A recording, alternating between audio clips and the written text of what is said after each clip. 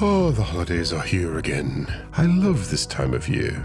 Filling up the bundle bins with Hallmark movies, switching out those tapes for graphic horror films. Eggnog. Truly, this is the most evil time of year.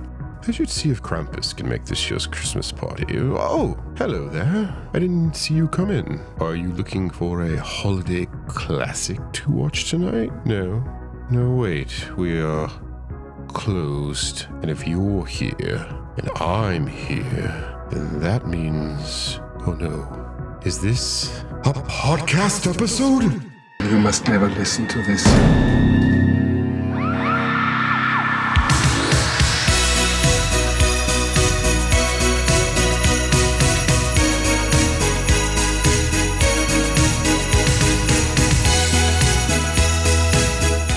It's a found on shelf Christmas, so buckle the up.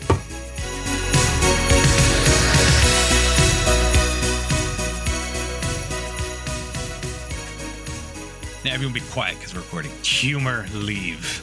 It's time to get serious. On our very professional and serious podcast. Yeah. Welcome once again to Found on Shelf. Tonight we're doing an expose on the worst crimes in cinema history. I think is it Megalopolis? I don't know. I should watch that. So, Christmas. It's still hot in Texas, but it is Christmas. Yes. Are you holly and or jolly this evening? You know what? It's funny. My notes here actually say it's a holly jolly holiday. Really? Yeah. So I could do this little intro here for you. I'm terrified now, actually, though. It was the night before Christmas, and all through the house, nothing was stirring, not even a mouse. And I'm thinking, I probably should have bought a carbon monoxide alarm. Anyway. Which brings us to today's sponsor. Welcome to the Found on Shelf Christmas special. My name is Dustin, and joining me on this holly jolly holiday is my favorite elf on the shelf, Patrick. How are you? Well, as an elf, I've always truly yearned to be a dentist, but am shoehorned into the profession of toy hobbling. What the fuck movie are we watching tonight, Dustin? Well, we're sitting here reaching the tail end of our third season here, finally, where we have done nothing, well, almost nothing but part 3 movies. Whatever. We did nothing but part 3 movies, so I'm not going to count those things. We'll just, Anyway, so I searched kind of far and wide to find another part 3 Christmas movie that was not Krampus related. And I think I might have a one for you that you've never that you aren't familiar with. Were you familiar with the Nativity series of films? Like British comedies? British comedies are not like evangelical movies about the greatest story ever told, or or Nestor the long-eared donkey doing the greatest story ever told. Just British nativity comedies. No, all this stuff about Nostril Picker, that's the greatest story ever told. Are we really name checking Nostril Picker tonight? I am talking about Nativity. We're doing Nativity 3, Dude, Where's My Donkey? That's actually the title of this film. This is a real movie. This is a real movie. So there's been 2 of them. Have you been tested for COVID lately? I'm supposed to shove that Q-tip where exactly? You know what? We'll have this conversation offline. So this is real. So yeah, 73, Dude, Where's My Donkey? And apparently, I did not go and watch parts 1 and 2, but apparently the first 2 are actually decent. And then the third one, like with most plays, went downhill. So just to kind of get you in the spirit of things, I will. I'm gonna read you a couple of reviews to really get you in the mood for it. This first review just says, "This is one of those British family comedies that makes you want to soil the Union flag with your own feces in the cinema foyer before setting it to fire." Okay, that's right. A exciting, strong right? take. Did Emily St. James write that? What are we doing? And another one said, "The third in the series, minus all of the charm, is like a British ad directed by Satan." Ho, ho, ho, you jolly motherfuckers. Literally, speak of the devil. It's Beetlejuice rules. I'm sorry. I didn't make the shit, did I rules. say your name 3 times? Yeah, you did. Fuck. Yeah, damn it. You gotta keep track of that. I thought we were going to make it through the whole year without you. And the only way to get rid of me is to make me say my names backwards. It's Mixius Pitlick rules. Oh, okay. I'll keep that in mind. Let me write this down here. So Natus. Okay, got it. I didn't say it was Satan backwards.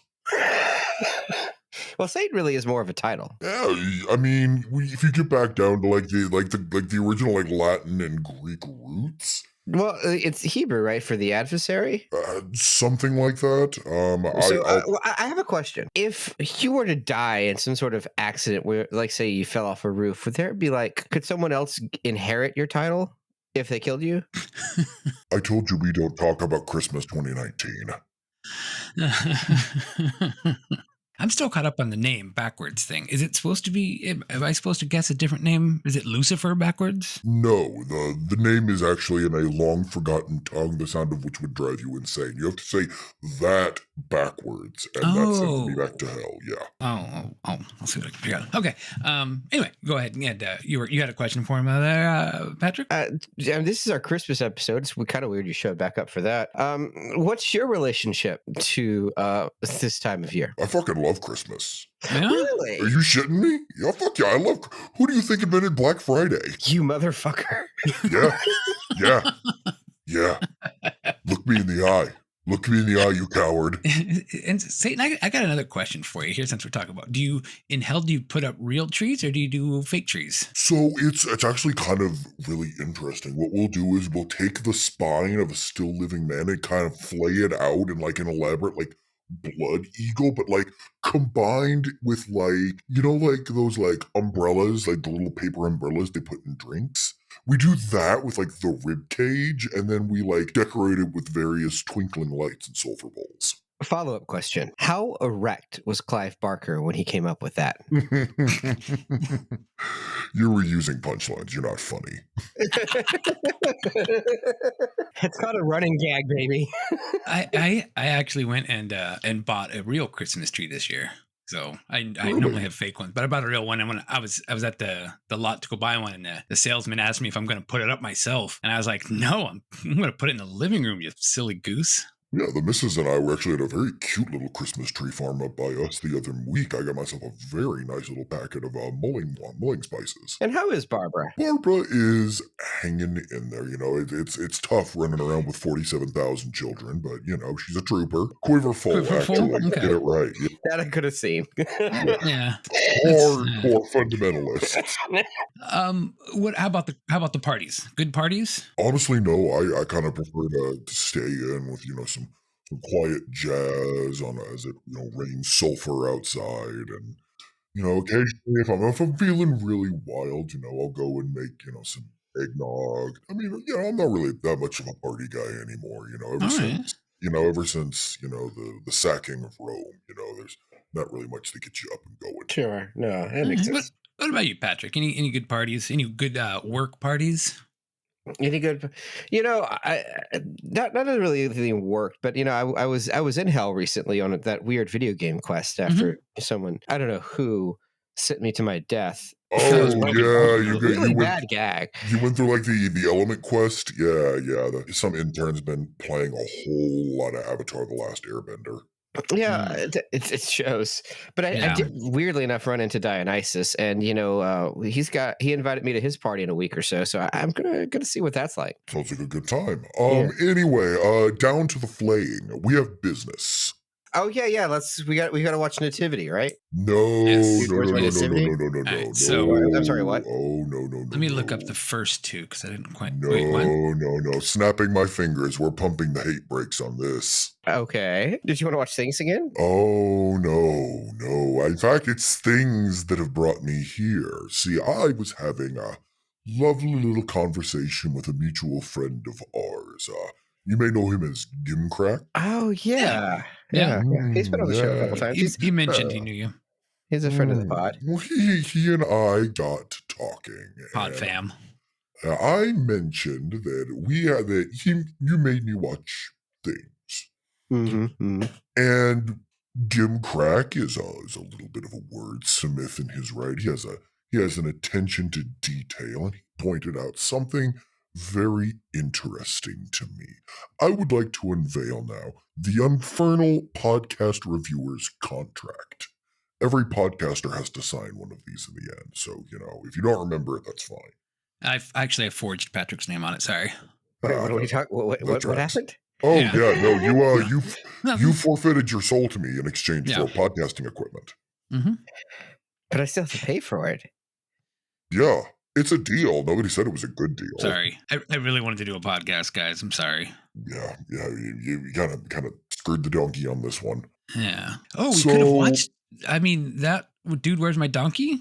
We're gonna watch that, right? That's what it's called. As perplexed as I am to the location of that steer, unfortunately, I'm going to have to invoke a certain clause in your contract. If you will, excuse me, I would like to direct your attention to Section 6, Article A, Paragraph 5.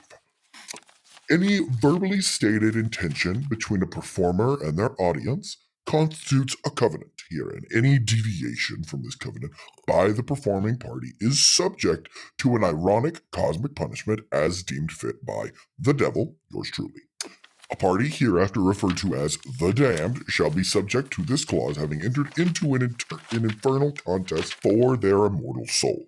The punishment of the damned is entirely up to the discretion of the devil, and will not exceed but can include forced viewings of the Santa Claus 3, the escape clause. This is referred to as the escape clause. The escape clause? Yes. You boys like Tim Allen. But I mean, Patrick, I want you to decide what 6 inches of skin you would least like to lose. 6 inches? Jesus. Square inches. I feel like that's necessary. And we'll come back to that. Think on it. We'll wrap it up with at the end of the podcast. So this is Patrick's fault for doing Day of the Beast. No, this is kind of both of your faults for making me watch things. Ah, shit. Well, I guess it was be bound to happen again. Yeah. I know. Ooh, welcome to the find around part. Yeah. I think we'll invite Patrick. I think we'll invite Satan back when I do that other movie next season. Which one? The other one that what's his face did. Jesus Christ, no! Yeah. Have some mercy. God damn. What do you guys the devil. He's not a monster. Okay. So the Santa Claus 3, the escape clause. I like the first Santa Claus. I'm sure this can't be that bad, right? Oh, just wait.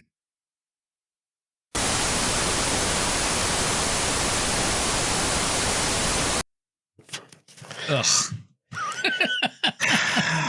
Wow, that was a thing. Jesus Christ. While we were getting this started up, I looked up a review of it, and it simply said that it is well, you know what, maybe this could be my pitch for the movie, because we haven't done the elevator pitch yet. So Satan, am I allowed to steal this review as a pitch, or should I come up with my own pitch? I have a feeling I know what the review is, so please proceed. Is it the film was described as the cinematic equivalent of tertiary syphilis? Yes, that is the one. Okay, yeah. Personally, I feel that's a little over harsh, but that's just me. It's a vivid image. Tertiary syphilis. Yeah. I just thought it's such a terrible thing to compare Ted Cruz to this movie. This is true. Putting monsters aside, I don't know if I have a pitch for this movie. I mean, it doesn't have to be funny. It could just be a pitch. I believe my pitch was the biting critique of corporate capitalism. That is about as close as Patrick will ever get to writing a Christmas movie. Hey, you know what I do have, though? What do you have? Is it a trailer? I just found it on YouTube's here. The first clause. You killed him. Did not. Change the face of the holidays. It's the Santa Claus. The second clause. Proposed a challenge. I've got to get married? Yes, it's Mrs. Claus. I don't think there's a woman out there that doesn't want a piece of this. This time, Christmas is getting Jack. Jack Frost, you are hereby charged with attempting to upstage Santa Claus in a manner that is both willful and malicious. Excuse me. Did you just accuse me of being skillful and delicious?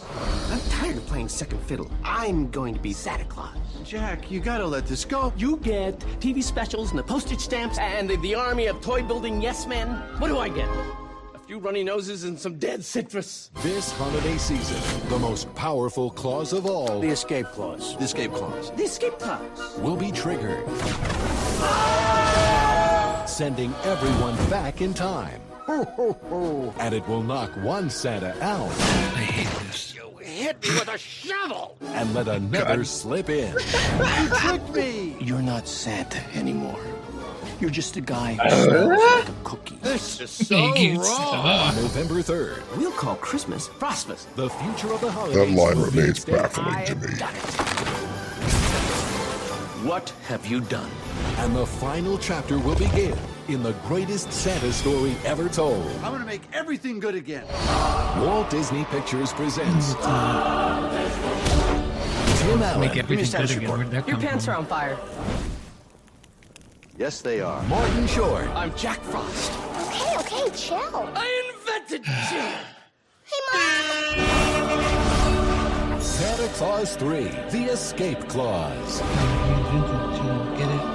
Ho, ho, ho!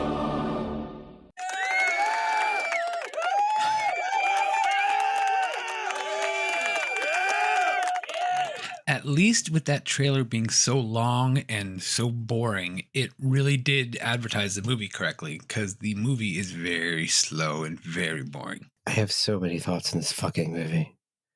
Let's get into a little bit of history, shall we? Uh-oh. Patrick, you said you've seen the first Santa Claus movie before, correct? That's Mm-hmm. It was always a classic at our house when I was growing up.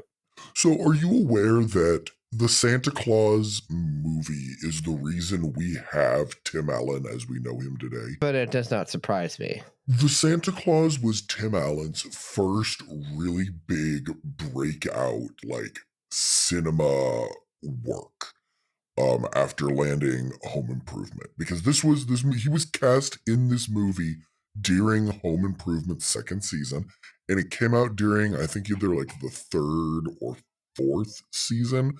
This actually came out a year before Toy Story did. All right. Yes, it is fine.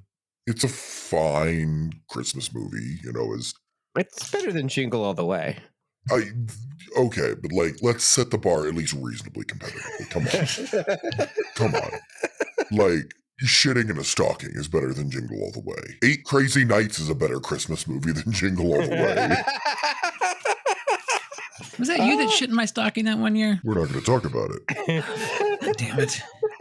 Is that what poop stocking is? Did you have to put it so close to the fireplace? Yes. So, Satan, if you don't die on us. Satan, I will refer to. Sadie, you tell me that this is his breakout, and then from here he got Toy Story, and then suddenly he's a household name when you combine that with Home Improvement. Essentially, yes. Which is hilarious, filthy comic. Additionally, on top of this, the director for the first Santa Claus movie went on to be a frequent collaborator with him on a later work, my personal favorite sitcom, Last Man Standing. For its strong conservative values. Yes. Yeah. Yes. I love the moral rot. Okay, so but like we're all in agreement that the best Tim Allen movie is Galaxy Quest, right? Oh, by far. Well, yeah, because it's not even a Tim Allen movie. Well, of course not. That's why it's the best. This is some choices. This movie comes out Christmas 93. Yes. Christmas 94. Now it comes out in November 1994. Same year as Lion King. Yes. And it was a very reasonable success. It made almost $200 million on a budget of $22 million, and this was in 90s dollars, so like that actually means something. And it rather quickly cemented himself as a Christmas classic. It's the story of an absentee workaholic father who's honestly kind of a dick. Yeah, they went to Denny's. IHOP was right there. Yeah, there were lots of questionable choices made. Which one has the Rudy Tooty Fresh and Fruity? That's IHOP. Denny's has the Grand Slam. Which one has the moons over my hammy? Denny's. Oh, Denny's. Oh fuck! See, I want to get them both. So here's the thing. Denny's was super popular in the 80s and the 90s, which is why it's in this movie. Yep. And then IHOP became, which was current to all those, became slightly more popular in the like early 2000s. Maybe we should do a side podcast about shitty chain restaurants. If we do it, can we call it Found in Fridge? Anyway, it's a relatively inoffensive movie. Scott Calvin, played by Tim Allen, grows to understand the magic of Christmas and not being a deadbeat father, and compensates for this by abandoning his son and running away to the North Pole to live with a bunch of children he didn't give birth to. And also Judge Reinhold is there. Yes, Judge Reinhold is there, who is not a judge, I found the hard way. Yeah. Is he a Reinhold? I don't have confirmation one way or another. Okay. That's like asking if you've ever rucked a foot. What is Reinholding? Oh, you've never Reinhold? I believe it's pronounced Reinheld. And how many times you've been to Rocky Horror? Man. Anyway, so I did watch part one before. That was actually the first holiday movie that my child watched this Christmas season. The day after Halloween, she was watching that. So me too. Good taste, kid. And I have not watched part two though. But from what I understand, he has to find a wife. Yes, it's so he joins J-Date. I mean, unironically, kind of. So the entire crux of the movie is, again, weird fundamentalism thing, but he has to get married. There has to be a Mrs. Claus. And so he begins losing his Santa powers. It's kind of unclear. Yeah, he loses his prosthetics, and then he's just Tim Allen for most of the movie. Yeah, the makeup department takes a weekend off. No, I will take that back. The character Scott Calvin is Tim Allen for most of the movie. However, the worst makeup you have ever seen is also featured in this film, because while he is losing his powers and searching for a wife, he 3D prints a clone of himself that is a giant toy as Santa Claus to run the North Pole while he is gone. And yet it still somehow looks more realistic than Martin Short in the third one.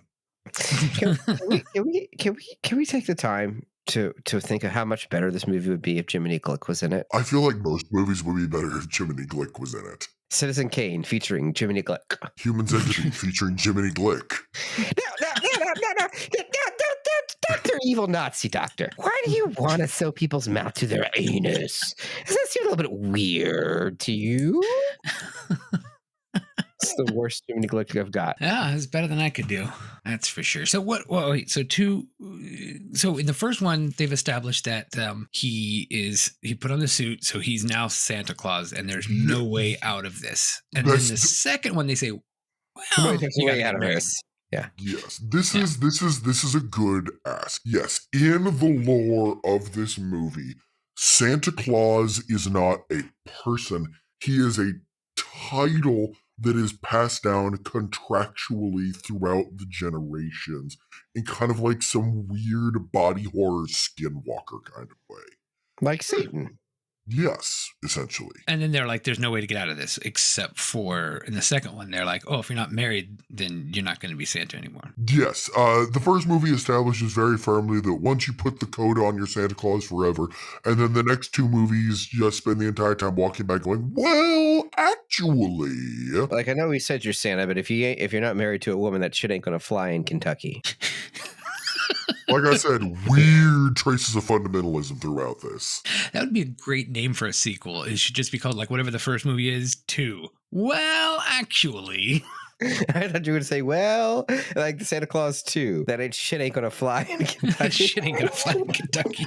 No, it will. Oh, that's kind of what you need to know. And so now we're going to get to the third movie. So keep in mind, first movie comes out in 1994.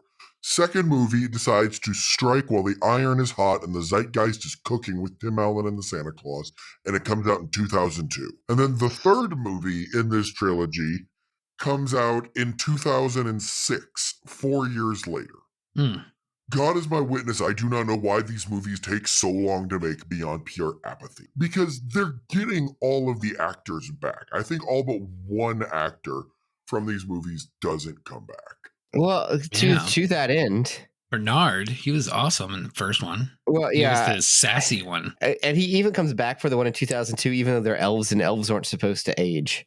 Oh yeah. That's always a tricky part. They were doing the best they can. He wanted to come back for this third one, but two things. One, he was in Numbers at that point, which is a hit show, as the math detective, right? Because that was there's always a detective who has to solve something through some obscure superpower. This time it was math. Yeah, he felt that they weren't doing his character justice and that the movie was going to suck, so he pulled out. He was the only smart one in the entire operation. Maybe he is a super genius detective. I'd like the record to reflect that Peter Boyle appeared in the first movie and then came back for the third one as a completely different character. He was in the first movie? Yeah, he had a bit part of Mr. Bill. He was the boss. Yeah. Oh my God, and he's Father Time? Mm-hmm. Peter Boyle got in, got out, and then decided, I want to go back for more. That sweet, sweet Santa Claus money.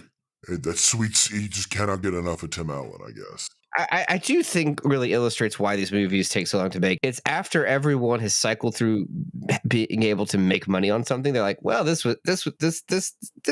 sold relatively well. Let's go back to that well. That's kind of the general consensus for why this movie exists, is that, like, in that vein, did we not just get a TV show about them last year in 2023?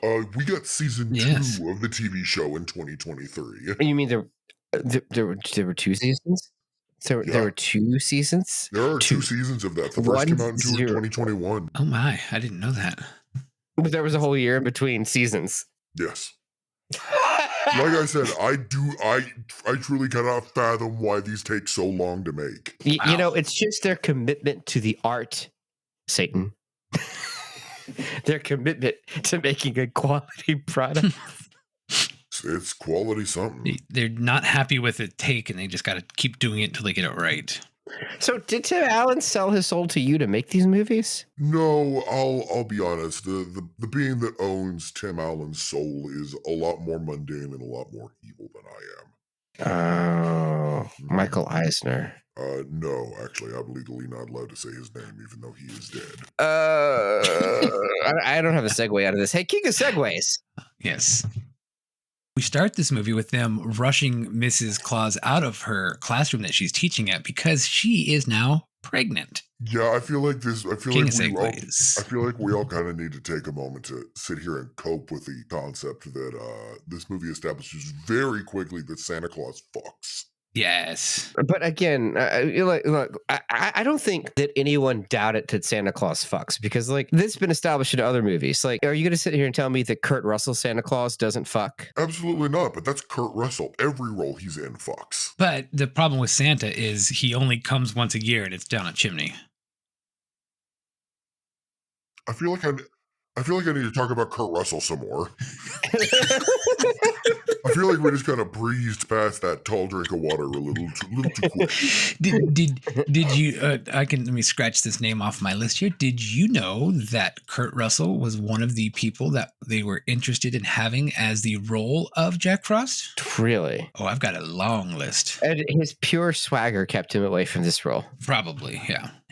Because Kurt Russell fucks, his dick was like, no, we can't. No. It's just guiding him away. It's like a dowsing rod guiding him to the right role. He walked into the room, the casters were like, oh, I've become pregnant. Nope, too much.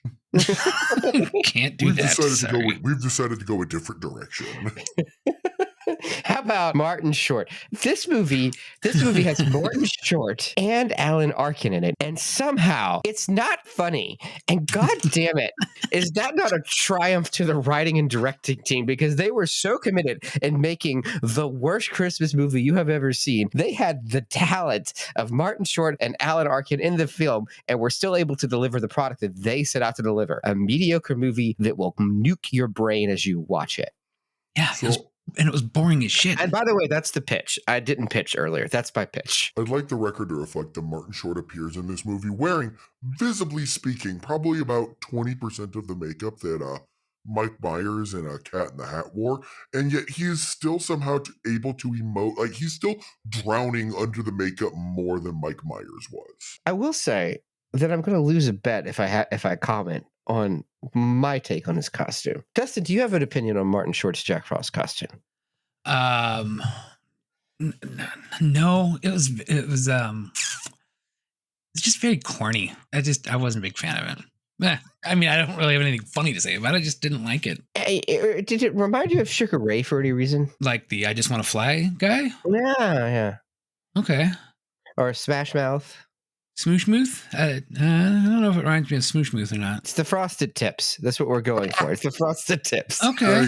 Thanks, Dustin. You just won me $20. I can't take it anymore. God damn. You don't like his Frosted Tips? I mean, it's just the tip. It's a very dumb visual pun that would probably be funny if the rest of everything didn't suck so goddamn much. It is the closest we are going to get to a live action adaptation of a Cold Miser from The Year Without Santa Claus. Well, hold on. Let's hold on. We are forgetting that Rankin Bass actually made a claymation movie about Jack Frost and his life. Specific, far superior to this movie. It is actually. It's pretty good. Yeah. Oh, I've watched it. I know. Rankin Bass, much like Kurt Russell, fucks. And you say that visualizing the abominable snowman. Oh, yeah. God. I'm sorry. You're just going to put Yukon Cornelius right there and expect me not to say something? Screaming a climax, silver and gold! Gold! Gold and silver! Whammy! Silver! Hi, Patrick here with a serious ad spot for once. A Scarecrow Video is a rental store in Seattle, Washington that houses one of the largest video collections in the world, with more than 147,000 titles you can access right now. They are dedicated to preserving movies, with titles that are rare and out of print, and some things that even the Library of Congress doesn't have. It's an amazing organization that needs your help. If you are in a giving mood this season, please head over to scarecrowvideo.org and donate what you can to the Save Our Scarecrow Fund. Any little bit helps to preserve this publicly accessible video collection for the future. Thank you. I think we're supposed to be talking about this movie. Yeah, but like nothing happens in this movie. Okay, let's no. But as soon as we get through the movie, we can stop talking about it. So that's a good thing. Let's dial in. Now, the previous film, he does find a wife. He fulfills the Mrs. Claus, right? She's a school teacher. She is ripped away from her life to go be Mrs. Claus in the North Pole. Okay.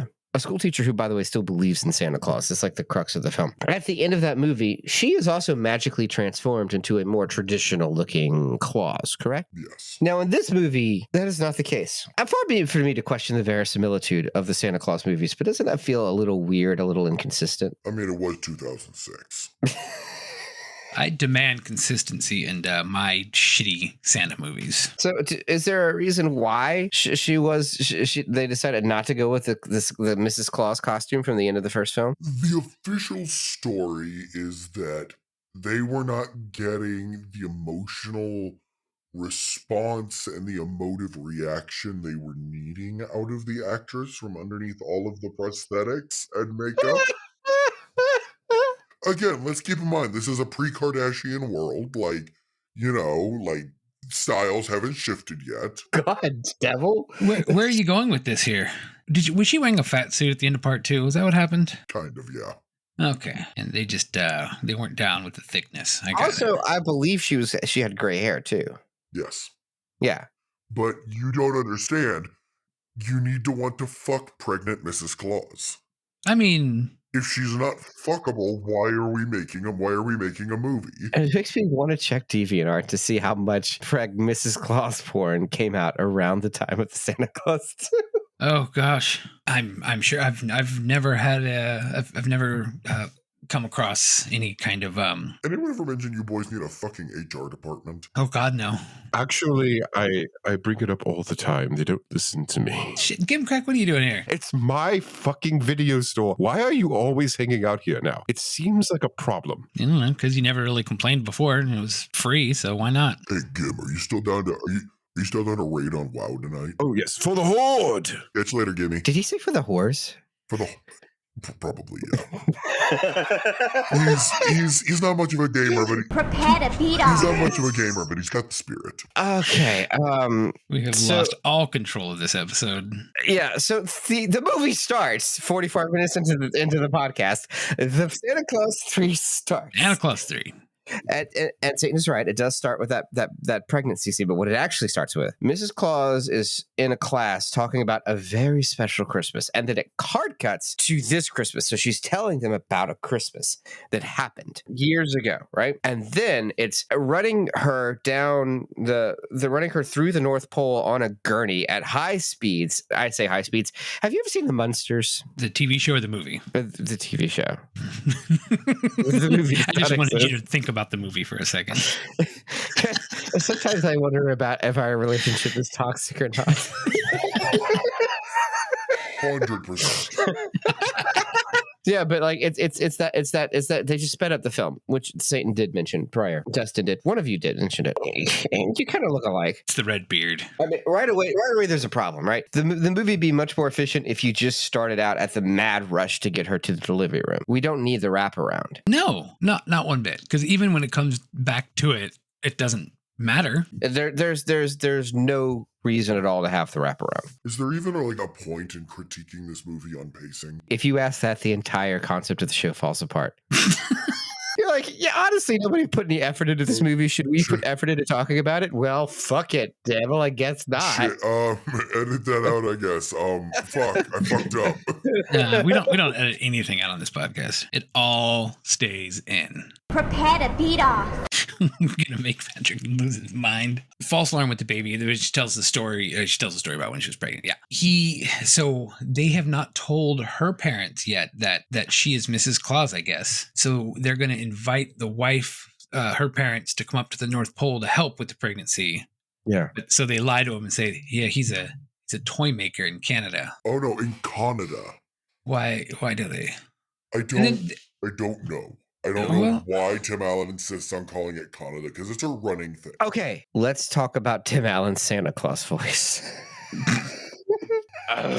Because like in the original one, he's just playing Tim Allen as Santa, right? That's all he's doing. In the second movie, for the evil toy version of Santa, he develops a weird affectation of speaking. The intention of which is, evil toy Santa doesn't know how real people act. So it's like, AI robot trying to be person, right? So to separate that, he says weird shit like that. He laughs strange. He speaks strangely. He pronounces things weirdly. For whatever reason, on God's green earth, Tim Allen has kept this character trait and imported it into his performance as the true Santa and brought that into this film. This is a level of depth that, again, is superfluous to discuss this movie, but it's what he's done. And I don't know why. Oh, I do know why. It's because he's a bad actor. But it's a choice, right? It's a really weird fucking choice. Yeah, somebody told him it was funny and he just kept rolling with it. I don't think someone told him it was funny. I think he thought it was funny. That's probably. And nobody disagreed with him. Yeah, that's what happens when people just refuse to tell somebody no. I don't know where we're going with that. I don't know either. So, quick question here. We are, speaking of other mythical creatures like Satan, you're a figment of my imagination. I don't believe you're here. There's a group of people that were that showed up to Santa, and you had the Tooth Fairy, Mother Nature, Father Time, Cupid, Sandman, and the Easter Bunny. We're gonna have to unpack the Easter Bunny later. I bet you will. I mean, he'll be excited to hear that. Yeah. Were they in part 2? No. Yes. What? Yes. Part 2. Yes. Really? So, Part 1, yeah. No, Part 2, yes. Part 2 introduces the Council of Mythical Figures, whatever the fuck they're calling them, which, by the way, they've lifted wholesale from another Rankin Bass movie, The Secret Life of Santa Claus. All right. Where they have a Council of Immortal Elders, and Santa Claus is one of them. That would be a great drinking game. Is drink every time you see a trope listed from a better Christmas movie. God will be dead. But yeah, so they lifted that, and so like all the mythical figures gather around as like a council. But they also do the same thing in like a lot of movies now, because like The Rise of the Guardians, which also has Jack Frost, does this. Mm-hmm. But you have like emo teenage Jack Frost, who's cool and radical. So still better than Martin Short Jack Frost, who is a choice. Like a talent agent almost. Like, yeah. Like he's a business guy, but his like vibe is like talent agent. He's Liza Minnelli. Liza with a Z. And my favorite thing about Liza Minnelli is that, you know, she trained her, and Charles Nelson Riley trained her in acting, and it shows. CNR, huh? CNR. I listen to Weird Al. All I know about these people is that the Sandman was Worf. That was about it. Michael Dorn. Yeah. Aisha Taylor was Mother Nature. Yeah. Okay, yeah, that's right. What else you got? I mean, I've already brought up Peter Boyle. The Tooth Fairy. Who the fuck is the Tooth Fairy? Art LaFleur is okay. Yeah, that's Art LaFleur. All right. He's in Trancers. He's what's his name in Trancers, dude? He's McNulty in Trancers. Oh, no shit. Yeah. There we go. That makes sense. Yeah, it makes sense how many full movies he's been in if he's been in this movie. So yeah, so the Council of like Mythical Figures is something they established in the last one. I don't know why they are around. I don't think they really add anything, but hey, they're here to inspire the Rise of the Guardians later. Yeah, far superior. Yeah, absolutely. Yes. Yeah, we should just watch that and talk about that instead. Yes, I will say their Jack Frost is much more fuckable. But Martin Short is not fuckable. Well, see, that's going to cause a problem, because if Martin Short becomes Santa Claus, and how is he going to get a Mrs. Claus if he is so unfuckable? Riddle me that, Batman. Patrick, Dustin, if you're gonna sit here fucking picking through the plot holes of this movie, we're never gonna get out of here. Well, we haven't really talked about this movie. We're like 5 minutes into the movie. The plot of this movie is Mrs. Claus is pregnant and is about to have her baby. It is almost Christmas. So Santa Claus has to balance the crushing weight of being Santa Claus at Christmas during busy season. And, is that a fat joke? No, but it should have been. I wish I was smart enough for that. And the imminent arrival of his new child and his wife's emotional needs, which he is failing to support. And his solution to this is to fly her parents up there and pretend it is Canada. Meanwhile, Jack Frost is mad that he doesn't have his own holiday and decides to sabotage Santa until he gives up being Santa so that he can be Santa and have his own holiday. I feel like Martin Short's interpretation of the character could have gone way harder on the sabotage. I mean, who here has seen Clifford? The Big Red Dog? No, the Martin Short movie Clifford. Have you blocked it from your memory? When he played a kid or something, like on his knees more than usual. It is. I remember watching trailers for it. I never wanted to see it. Okay, so there is a contingent of people who maintain that it's a comedy classic. They're wrong. It is the most cringe you have ever seen, because it is all cringe humor. But the point is, Clifford ruins this man's life in the most elaborate acts of sabotage you have ever seen. All right. So he's capable of way more than this. Yeah. Which you could say about Martin Short in general. An amazing actor and a great comedian who is just kind of here. Yeah, and he's also a horrible actor and a horrible comedian, and you never know which one you're going to get. I will say, he looked like the only person who was actually having fun throughout this movie. Yeah, because I think he's some sort of like chaos god who thrives off people's misery. He's a trickster imp. Yes. Yeah. Well, his original look for this was apparently more impish, but for whatever reason, they nixed that because they liked this look better. He just came out looking like the mayor from Winter Beast. That would be... Oh God! If he was like the guy that worked in the lodge. Yeah, if he just had an all plaid suit. Yes. Okay, but I'm not going to lie. There were a couple of scenes right there, like right after he freezes the parents, where I'm like, oh shit, am I a little intimidated by Martin Short as Jack Frost right now? It's Martin Short's terrifying stage presence. Yeah. It's the frosted tips. All 5'3" of them.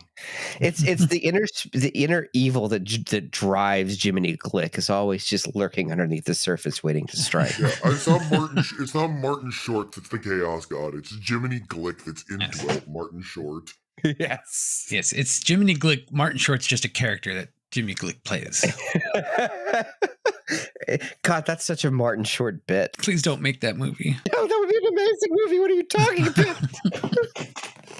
It will be great for about 10 minutes. And then the other 80 minutes, you're like, what am I watching? Yeah. And those would be the 10 minutes you saw in the trailer. Yeah. The one where Bill Maher just gets like the shit kicked out of him verbally for 10 minutes. And then the movie starts. That would be great. All right. So, I mean, that's the whole kind of gist of this movie. We really kind of, I mean, like you said, we don't need to go play-by-play, but there's a few things that like I didn't really kind of like going on throughout the whole thing. Like you said, like the all of it. Yeah, pretty much. The plot is confused, to say the least. Yeah, honey, it's like very confused. Like, you can tell that the script started with an idea.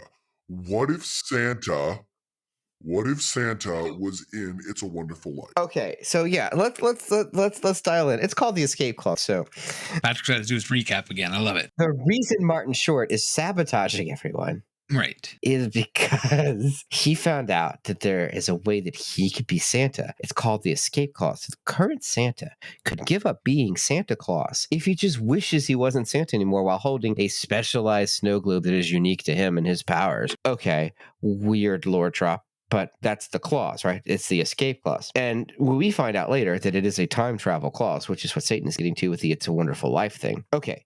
The escape clause portion of the Santa Claus 3, the escape clause, begins in 59 minutes into the goddamn 90-minute movie. This is correct. The movie does not start for until like 15 minutes. The Santa Claus, the escape clause is the third act of this movie, and that's it. That's all the time they've given it. This is it's like they stapled another movie on to an hour-long idea they had. Here's the hour-long sitcom plot of hiding the fact that we live in the North Pole from your parents, and also, boom, the escape clause clacked on at the end. What the fuck? Do you just not trust your parents enough to tell them? I don't understand why they wouldn't just say, "Hey, by the way." Well, there are things that would be complicated to tell one's parents. The fact that I've married Santa Claus does not rank chief among them in my head. But what am I to say? Honestly, I can think of at least 3 worse things you could tell your parents related to marriage. Mom, Dad, I married a juggalo. Fago, in this house, we drink Fanta here. I have no son. Now, juggalos, was that you, Satan, or was that the other guy? I think it was magnets. I don't know how those work. The juggalos are a distinctly pagan experience. It was kind of this actually tracks. It was an amalgamation of several different pagan, like, bacchanalian gods who came together and were basically trying to, like, revive some of the old, like, celebratory Sabbaths. So no, I have no quarrel with juggalos. Juggalos are here to party, fuck, and have a good time. So now that we've officially talked more about juggalos than we have this movie, I mean, whose fault is that? I'm over here just trying to bring it back to the Santa Claus. And then suddenly juggalos. What? How did we get here? I don't know. To bring it back to Patrick's point, this movie feels like it started with an idea, and then they had to write 2 acts worth of material to justify the idea. Yeah, honestly. This is the thing, is like the script writing, you're right, they had the idea, and then the script writing process was they couldn't crack the fucking story. And they're cracking the story was spending an hour to get them to the escape clause when they could have just rethought it out a little bit. I mean, and also Jack Frost's whole idea is that he is a businessman, right? That's his whole thing. He wants to make money from this. It's a con, it's a scheme. He's a schemer and he wants to make it into a corporate entity, right? Which is where you're getting with the corporatization, right? So why wouldn't the plot of the movie, instead of being him being a trickster scamp trying to get to Santa to give up his powers, be he creates a hostile takeover? Shouldn't he acquire the North Pole through some sort of business means, especially since hostile takeovers, I believe, was part of what Tim Allen was doing in the first movie, so it would like call back to that. I mean, I think that's kind of the entire problem with this movie to begin with, is that it just basically entirely rehashes Tim Allen's arc from the first movie. Oh, you're right. Yeah, in a way that is not satisfying in the slightest to watch. Like, we've watched this movie already. We've watched Tim Allen struggle with being a father and being Santa Claus and being a husband and being a deadbeat and overworking. And, like, we have a movie about that. It's called The Santa Claus. This movie had a neat idea. What if Jack Frost became Santa Claus? And then Patrick was right. They didn't know how to crack it. They didn't know how to make it a full, complete, cohesive narrative from there. They just kind of dog vomited it out and then served it up in cinemas. Because I'm being generous by saying this, the escape clause is the final act of this movie. The escape clause is 15 minutes of this movie. Yeah. Like they resolve Jack Frost taking control of the North Pole within 15 minutes. Yeah, and a good 2 minutes of that is them wrestling in the snow. He does get a musical number though. I forgot about the musical number And already. you can't even make the comparison to It's a Wonderful Life because the first 2 acts of It's a Wonderful Life served a narrative purpose. Yeah, that is true because that is funny that we say it because It's a Wonderful Life is called a Christmas movie, but it's like Christmas for like 20 minutes of that movie too. Yeah. It's like 2 hours of this person's life, and then also at Christmas this weird ass thing happens. Yeah, it came out in July. But again, take another shot, something they aped from a Christmas movie. Just throw 5 Christmas movies in a blender and see what happens. This one's a little smarter though, because that movie was about trying to prevent him from committing suicide, and this movie kind of makes you want to contemplate suicide. So yeah, It's a Wonderful Life was an examination of what it means to be a good person and what it means to matter and chase your dreams in your life. And this movie is an examination of what it means to chase a paycheck from film to film. Basically, yeah, oh shit, Toy Story, the money from Toy Story 2 is dried up. I need money. It was one of their, actually, I did see a review that said he did the first movie with enthusiasm, the second movie with affection, and the third time for a paycheck. I mean, it's accurate. Not to skip around in the movie, but what I think struck me most about this movie is that there is an ending blooper roll, as was at the end, with the end credit, which was kind of par for the course for movies of this age. But as I'm watching the blooper reels, I'm like, there's really not much difference in how Tim Allen is reading the bloopers versus the actual edited lines. Yeah, and he kind of seems like an asshole. Yeah. He comes off as kind of an ass on those bloopers. Am I wrong? No, it's there. That says something. So the escape clause happens. Jack Frost basically ruins Santa's workshop. Everything is blowing up. Everything is on fire. The Christmas tree falls over and shatters, and Mrs. Claus in her hormonal pregnant woman rage goes, everything is ruined! And he fights with his in-laws, and it's all just so contrived. Yeah. And then he says, I'd wish I'd never become Santa at all while holding the snow globe. And poof, we get transported back in time to the Santa Claus Part 1. Where the other Santa Claus dies. Now, this is interesting. They don't prevent the other Santa Claus from dying. They just prevent Scott from being the one that puts on his robe. Yeah. There's something about the inherent fatalism in this movie. Yeah, that's a fixed point. It's Pompeii, right? You just can't do anything with it. He must die. It's all wibbly wobbly timey wimey. I don't know. Santa Claus Must Die is a much better name for a movie. That's got to be a movie already, right? It should be. John Tucker Must Die. As we speak. All right. we're all like, that movie's available. Then so if you Google Santa Claus Must Die, you get Fat Man from 2020.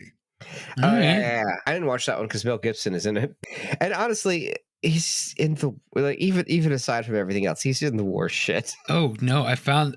Oh boy. Okay, so I did look that up, and then there's a video. There's a video called "Santa Must Die." It is a Christmas special one-shot featuring Rogan, Trump, Musk, Tyson, and Peterson, and it is 1 hour and 20 minutes long.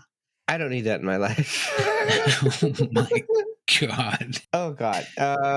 Anyway, what about Lobo's paramilitary special? That works for that, right? I don't know. So, so it's taken us an hour to get to this damn point in the movie which is accurate to the movie. Yeah. Because it took him an hour to get to this damn point in the movie. Yeah. And now it flips to present day where now he hasn't been Santa for 12 years and he's he's back normal working in a boardroom and just whatever. But now he wants to go back. And then Jack Frost has turned the North Pole into basically a Disneyland, little theme park. And and Calvin's all upset that they changed everything. A mall at Christmas. Yeah. Yeah. Well, you were the one that invented Black Friday, so it's kind of your fault. I think this movie's your fault. Yeah. Why do you think it's in the contract? Yeah, I guess so. Patrick, I thought we said no bits. That contract is a bit. So if we refuse to do bits, does that mean we refuse the contract? No, because we said we were bringing bits back at that Halloween episode. Oh, shit, you're right. Yeah. Damn it. Mm-hmm. All right. So anyway, this is an interesting part where we actually learned that. Well, actually, it happened a little bit earlier when he was Jack Frost was setting up these little contraptions to destroy everything. He has like a frost breath where he can freeze people. Yes. When our 15 minutes of Jack Frost North Pole is over and they go back 12 years again and they're wrestling in the snow, how come he doesn't just use his frost breath and just freeze him right there and then be done? Justin, what did I say about plot holes? Okay, you're right. And then, okay, and then they go back to current time. He's Santa Claus again. Kid shows him her frozen parents, and then she brings him back to life with a magical hug. Jack Frost lore that we've established is that once he freezes someone, they can't unfreeze unless someone thaws Jack Frost's heart. This child does with a hug, so that he will unfreeze her parents, Judge Reinhold, and whoever's playing Scott's ex in this. Yeah, not the same lady, so it doesn't matter. Yeah, but yeah, in the Hell world, he turned the North Pole into what is supposed to be a tourist attraction. The idea, I think, in the script is that it's like Disneyland or some resort. In practice, in the film, it's like more like a rainforest cafe or a department store. Basically, yes. Yeah. So, like, I think most of the budget had to go to the actors because I can't figure out where it went in the film. Certainly, nobody knows how to light this movie like a movie. It is lit like it's a made-for-TV special. Well, didn't it go like straight to video anyway? No, it was in theaters. It's open in theaters. Was it really? Oh God, why? Because the last two made money. Yeah. This one I don't think did though. Hang on, I'm checking. But they're like, yay, let's do a TV show. It made $110 million at the box office. What the fuck are we doing with our lives, Dustin? Working on the script of Santa Claus 5. All right. Santa Claus 5. The Kill Clause. I mean, this one's going to be way less commercial. All right. So it opens with an axe murder, and Bernard from Numbers has to solve the crime. Right. I like where this is going. Because a serial killer has put on Santa Claus's suit, and now he's going from chimney to chimney to wreaking havoc all across the world in one night. Okay. Have we written a better movie? It's not a Christmas movie, but it is a better movie. I would say it's at least equivalent. Yeah, and so okay, there is a kind of a weird thing at the end of this movie where like the father-in-law is like resting his head and kind of like all horny for Mother Nature. Did you guys catch that, or was that just me? Was that in the movie or was that in the bloopers? No, that was in the movie. That was in the movie? Yeah, Alan Arkin rests his head down on like Mother Nature's shoulder and is all like... I just don't think he knew the camera was on. That very well could have been. There's a lot of horniness going on right in that scene. Yeah, let's talk about horniness in this movie and the fucking Easter Bunny.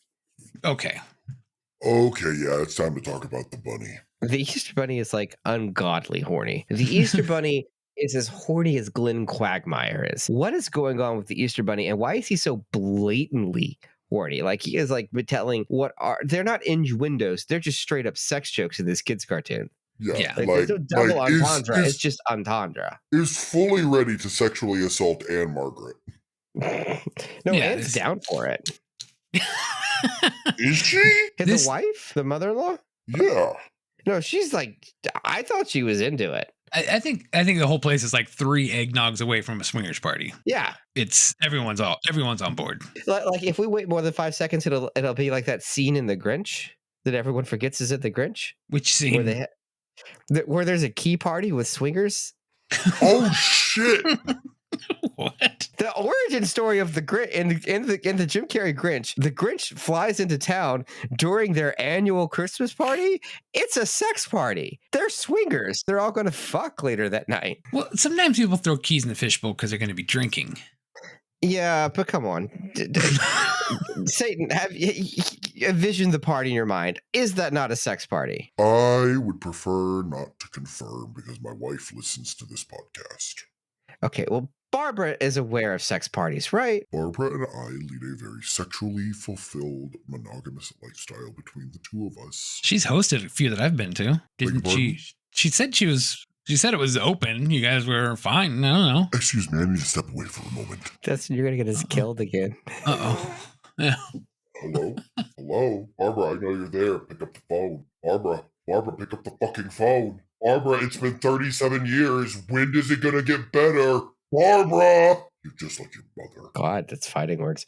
So, like, are they going to break up? Is it our fault? I don't know, but that'd be something to brag about. All right, I'm back. I'm sorry about that. Okay. Yeah. No worries. How's it going? Let's finish this fucking movie. If you like this, you'll love our 24-hour Christmas Day marathon on Twitch at Found on Shelf Pod. That's right, Found on Shelf Pod on Twitch. Come join us as we watch the holiday classic Christmas with Cookie for 24 straight hours. My God, we're going to go insane. So Santa has a baby named Buddy. I can't take another shot. Did it just rip that off of Elf? Yes, take a shot. Take another shot. So by this point, you're pretty hammered, much like Barbara, and it comes to the end of the movie. Yeah. So the thing about the way this movie ends is it just goes back to the beginning, right? She has the baby. They do the delivery room sped up shot again, and then she has the kid. As Scott has learned the lesson that he learned in the 2 movies ago about prioritizing family over prioritizing work, they're going to make it happen. And then it goes back to the wraparound, and Scott walks in with the baby strapped to his chest. They also do tell the parents, oh, by the way, you're in the North Pole. Canadians don't look like this. They're elves, right? There's a couple things that I think we should talk about from these scenes. One, it's so clear that there's not a lot written on the script, and that Alan Arkin and Anne Margaret have to are trying to fake excitement.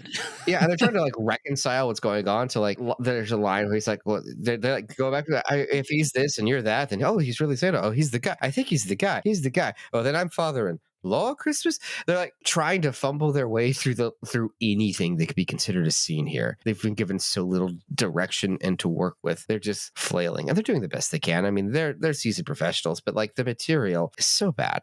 I think Death Toilet did a better job with getting their lines across. Father, are you there, Father? Are you okay, Father? Are you all right? Are you all right, Father? Are you all right, Father? I still am thinking about I'm father-in-law Christmas. It was bad. Do you know what it was almost as bad as? Santa Claus's horrifying open mouth face replica fireplace. Oh God, you're right.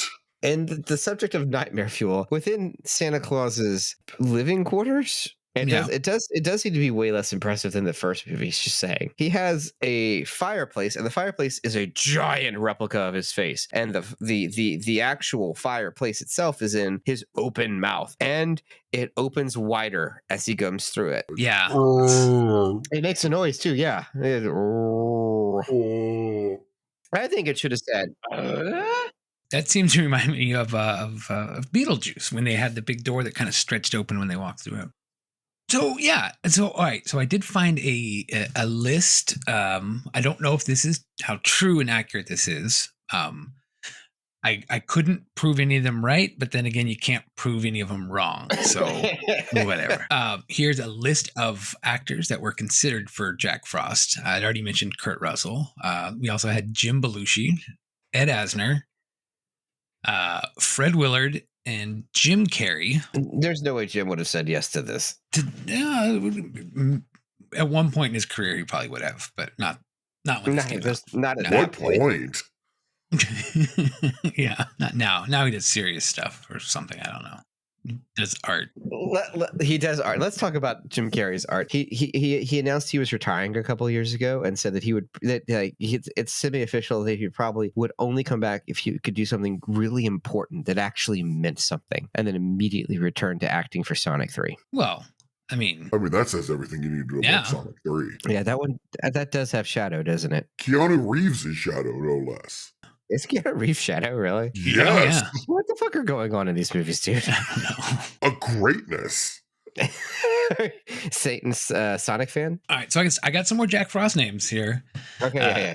Dick Van Dyke, Mickey Rooney, Andy Garcia, Jon Favreau, Kevin Spacey. Wait, hold on. Mickey Rooney?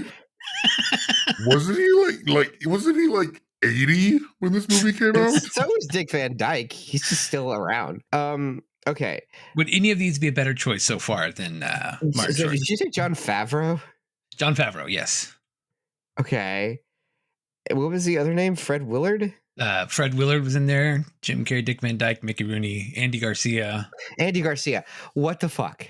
That's a weird choice, right? Well, that would make sense if you were going to make him like a gangster, because like he did a lot of mob movies. Andy Garcia did a lot of mob movies. Well, so we've also got Kevin Spacey, Paul Giamatti. I feel like Paul Giamatti would have been fine. Yeah. I feel like the Kevin Spacey one would have really cemented how bad this movie was relatively quickly. What about Patrick Warburton? Do like Patrick Warburton. I gotta become Santa Claus. Steve Buscemi. Oh yeah, I gotta become Santa Claus. Let's go back to the Patrick Warburton for just a second. Now, are these names people who were offered the part and passed? These are a list of actors that said that were considered for the role of Jack Frost. So I don't know if any of them actually auditioned or if it was just something that the writers had in mind. Okay, because like had in mind, my greater point is Patrick Warburton has never turned a paycheck down in his life, and I just would really like to know if he took a look at the script and was like, "No, fuck this." Yeah, I mean, he does like the introduction to the soaring over California and the Disneyland, California Disneyland. That's what it was. I mean, when you've got a voice that good, you're obligated to share it. It is. He was a great pick. So, all right. Where did I leave off? Steve Buscemi, Sam Elliott, Cheech Marin would have been interesting. John Ratzenberg. I'm sorry, did you say Sam Elliott? Yeah. Well, hang on there. Now we get us become ourselves a Santa Claus. Edward James Olmos, Robert Duvall, Jeff Fahey, George Lopez, Peter Dinklage, which would have been just really ripping off Elf, and Danny Trejo. I feel like they didn't have an idea of what they thought Jack Frost was. Think about all these people. Yeah, I don't think they had an idea of what any of this movie was. There's no unifying concept in any of that. They had no. They okay. At no point did they try to find this film. They didn't find it in the writing process. They couldn't crack the story. They don't have a clear vision of what any of these things are. They don't know. They couldn't find it in the casting process. They damn sure didn't find it on set. And they didn't find the movie in the edit. This movie is just lost, aimless, wandering in the void, existing. But not existing. I think it's the last time Satan gets a choice. Fine, but I get to pick the first restaurant for Found in Fridge. Oh, okay. We're done. Unless you had anything else you needed to add to it. Those movies, it stinks. All right, well, let's go around the horn here. In a way, I brought you here to offer you a job. You think you can do it better, so here's your chance. All right, Patrick, we'll start. I think you should start. You think what? I think you should start. You think I should start? Okay. Let's see. So, I mean, this is kind of what we had said earlier. I would make the turn with Jack Frost becoming Santa happen like way earlier. Like the whole point of the movie should be when Jack Frost is Santa. That should be the big chunk of the second act. Like almost the entire second act should be Jack Frost as Santa. Yeah. So yeah, that's something I'd like to see. I would like to add in a few glasses of eggnog and have that swinger party at the North Pole. And I would have instead, I'm going to think of that list that I had of people. And instead of Martin Short, I'm going to say Danny Trejo, so he can be a bit more of a badass. Interesting. So I'm going to differ from you here.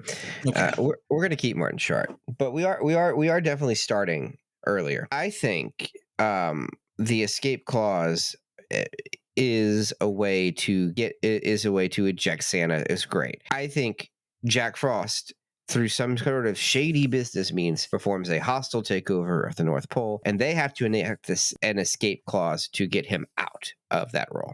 That's the movie now. Okay. That's the first change. Boom. Look at that. What a giant structural change that is. Yeah. Do I need to make any other changes after that? Because the entire movie is now different. Oh, it doesn't matter if you need to. You have to. That's the game. I don't want to break any more rules because then Satan's going to make us watch shit like this again. You get Michael Douglas back as Gordon Gekko. Should we keep the pregnancy side plot? I don't know that we need it. No, but you can restructure it and get rid of the whole "this is what happened before." It's just not needed. Yeah, none of that's needed, but maybe it is a pressing matter that she has the kid and he's trying to start the family while this happens. I don't know. We've already learned that lesson. I think this lesson is this movie has to be the corporate the corporate commercialization of Christmas is bad, right? Well, that's more or less the structure of most Christmas movies, except for Christian Christmas movies that Kirk Cameron makes. He wants hot chocolate. Yeah. So I'm so glad that's off the soundboard. It'd be a shame if I managed to pull it up somehow. If that's off the table, and now the plot is against commercialization of Christmas, we'll say the rest of the film is them. You know, if you remember the elf SWAT team, like from the first movie. Yeah, elves. Yeah, elves. Yeah. Let's bring them back. It's a strike team. And they're trying to infiltrate it. Now it's a heist movie to try to get in there to get that snow globe in the second act to perform the escape clause. And then the third change I would make is a more spectacular musical number with Morton Short. All right, who wants hot chocolate? All right, now, Satan, how would you follow our two suggestions up? I would completely abandon the character of Jack Frost to begin with. Oh, okay. Oh, another radical departure. I love Christmas. Do not think. I admit it. I love everything about Christmas. I do not think that there is a narrative purpose that Jack Frost himself serves that cannot be better filled by something else. In this case, I would say take the escape clause and make it a bit more psychological. Have Scott Calvin grapple with the fact that his life has kind of been chosen for him. He's struggling with the fact that he is an immortal being and that he's going to watch his family grow old and die. And like, let him grapple with that and let him choose the escape clause of his own free will and see a world without Santa Claus. Jesus, that's pretty dark. He's the devil. Well, that's true. Good point. On brand. So you wouldn't just have Disney buy him out? I mean, they already own him. Tis true. For my second change, in your new indie drama about Santa Claus, what is your second change? A24 presents Santa. I would have Mrs. Claus lose the baby. Jesus Christ! Wow. I would have that spark a journey of self-discovery and exploration for Scott Calvin. Way to co-opt a woman's story for your own. Yeah, I'm the devil. What did you expect? Jeez. Ended on a happy note here, guys. What the hell? So, at what point does Lars von Trier have Santa in a cabin in the woods? Oh, well, fun thing, that was my last change, is I would have a pantsless Willem Dafoe. Willem Dafoe is Jack Frost. It fixes the movie. Fuck. You're Good right. God, it's right there. The whole Willem Dafoe and his disturbingly large penis. I've seen it. It's not that impressive. No, you've seen the prosthetic they made him use.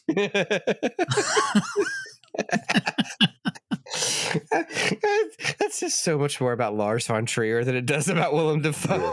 Yeah, it really does. Like, whatever you say there, it's revealing. Yeah, you can't. You could always just go, yeah, it's nice.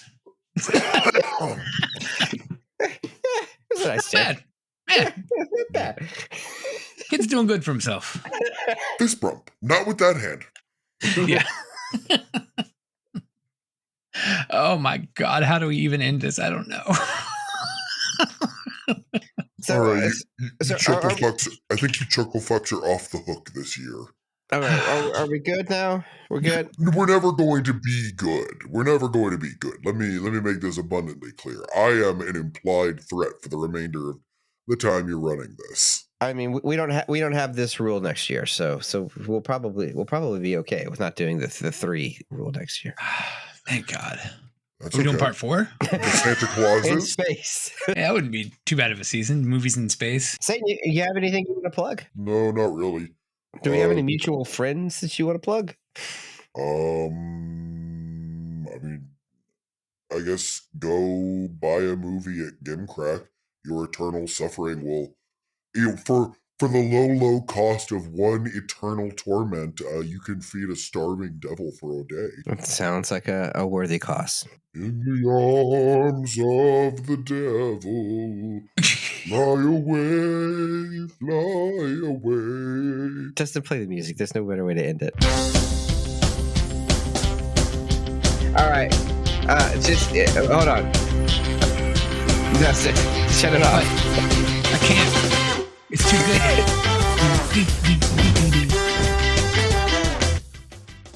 All right.